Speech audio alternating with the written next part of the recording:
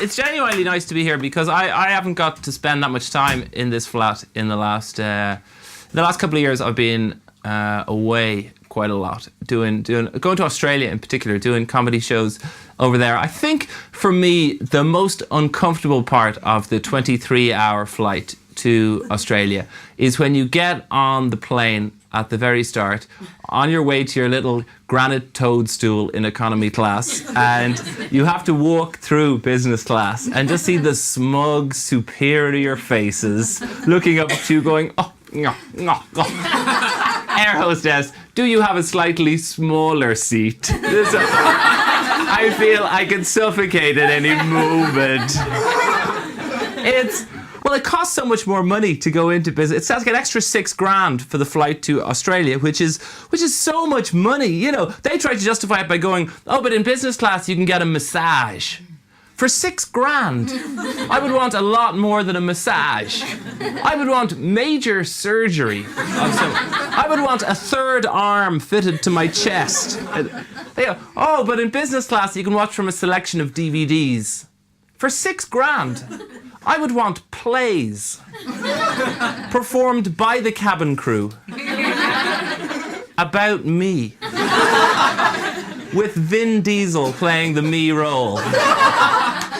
I know there are certain things one notices about being abroad. People do love to come up to you, and they love to do their impersonation of the Irish accent. And the funny thing about that is, it's always mildly offensive, borderline racist. They go, oh, you're Irish, eh? Jakers, there's a bomb in me potato. To be sure. To be sure is my favourite part. No Irish person that has ever said to be sure. There's a moment in the most recent Harry Potter film where I experienced a genuine moment of national pride. It's the final of the World Quidditch Championships, and Ireland win. It was finally a sport that we are good at. It may be a fictitious, computer-generated sport in a children's film, but we are world champions at last. I was in a Houston train station not so long ago, just queuing for a ticket, and there was like a family in front of me, and the kid was about 8, and he had a Harry Potter baseball cap on, and a Harry Potter backpack, and a Harry Potter hoodie. And this is kind of cruel, but I really wanted to say to him, hey, do you want to go to Hogwarts? And he would have gone, oh, yes. I would have gone, right. You have to go to platform 9 3/4. And he would have gone, well, how do I find that? Right. See the wall over there? The one with the ATM machine in it. You have to take this trolley laden with luggage and sprint towards it as fast as you... It sounds cruel, but he would have smashed in. Money would have gone everywhere. We would have split it 50-50. Who's the fucking wizard now?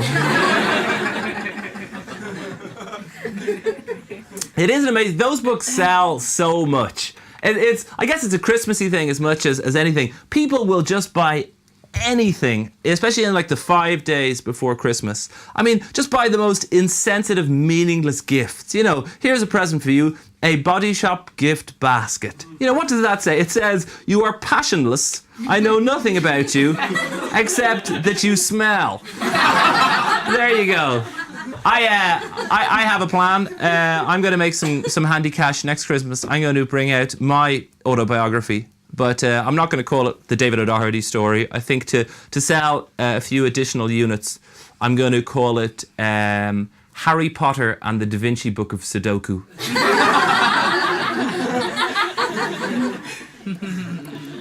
I don't drink very much, which is one of those things you're really not expected to say as an Irish person when you're abroad. It's like a pirate going, "Arr, I love couscous." The main reason I don't drink, you know, I like drinking. I like temporarily knowing everything. The main reason I don't drink is hangovers. I get horrendous hangovers. When I'm hungover, the entire next day is just a write-off. I become hugely overdramatic and a wuss, like a female character from a 19th century novel. Just like oh, you must leave me here. Go, get on with your lives. My legs are but hollow tubes, leave me. But first, bring me the remote control. There is a rich and fascinating history of this country that I guess listeners from overseas might be interested. Going right back, Ireland's indigenous people were the leprechauns, but they died out tragically owing to the fact that they were all male. And that they never existed in the first place. And then it's a rich type. I guess the next major character is St. Patrick. And the interesting thing about St. Patrick is that he didn't exist. That's the first joke that's got no reaction whatsoever. I know, I think you're probably waiting for a better punchline than that, but fuck you, we're going to leave that on. Yeah? We're going to leave that on and people will be able to check all of your names in the liner note and go, none of them laughed at that. That's clearly a classic on headphones.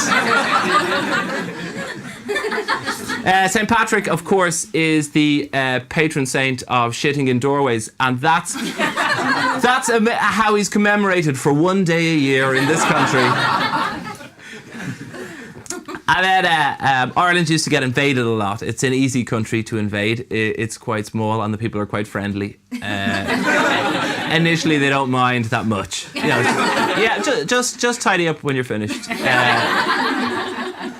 Of all the invasions, my favourite invasion is the Vikings, because the Vikings, they came in the 9th, 10th century and they raped and they pillaged and they wrecked the place. And they're so unlike any Danish or Swedish or Norwegian people I have ever met today. It's like one day they must have woken up and gone, hey, you know, let's not rape and pillage anymore.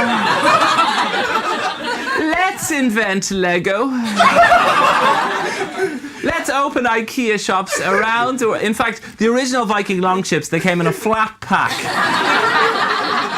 You had to put it together with a tiny little Allen